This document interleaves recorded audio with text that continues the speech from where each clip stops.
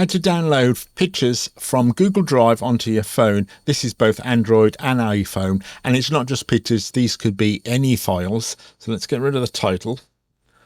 Let's go to the phone. And there's two ways where you may receive that. Somebody with a Google account can upload their images to Google Drive and then share that folder to your email. And then you'll receive an email notification or a notification on Google to say you've now got access to this folder. The other way is where they again put the content on the drive and share the content via a link, and you receive an email, and you've just got to click on that link. So it'll be something like that, and you just got to click on that link. It will then open Google Drive if you've got the Google set up on your phone. If not, just once you've installed any Google property or Google account, Google Drive can be set up on your phone. When you click on that link, it'll tell you, or it'll take you to that folder location. Now, if I wanted these are images, but they could be anything. So if I wanted to download the first one, just go to the three dots next to its name. I'll come about the name in a minute because we don't know what it is.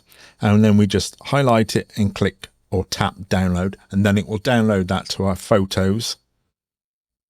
If you want to multi-select, so long hold the next one, or it's a long tap on your phone, or it's not a tap, it's just holding your finger down, and we'll hold that down. Now we go to the three dots at the top and then select those and then download, and that'll download to our photos. And again, the download feature for downloading from Google Drive is for Android and Apple, so the iPhone. Now, if I'm happy with that, great. Now, I did mention if you are sharing photos and files, make it, particularly photos, make sure it's obvious. That top one or the top few means nothing to nobody. It's just a set of random numbers. And if you are uploading photos onto your website or onto social media, ideally have the file name descriptive, and make sure your alt tags, that's something different, but make sure they're descriptive because that's a legal requirement. Let us know what you not exactly what you're downloading, but the type of things they're likely to be downloading from Google Drive and how you use cloud storage on the whole. Now, the other thing, so if I wanted to download all of them, it'd just be a case of select them all.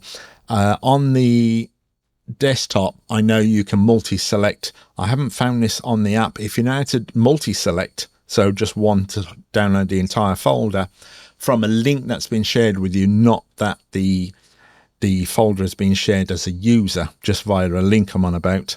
Let us know in the comments. If I find it out, I'll do a short and just attach it to this main video. Let's go and see where those photos are. So I'll come out of this.